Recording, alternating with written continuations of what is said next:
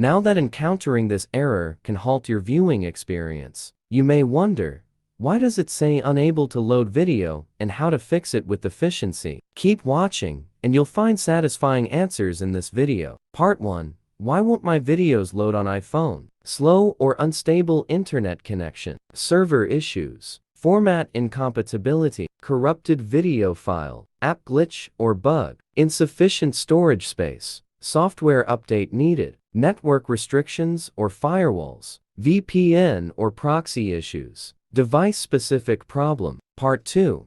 How to fix unable to load video on iPhone in 11 quick ways. Way 1. Check internet connection. Way 2. Add videos to favorites before removing them. Way 3.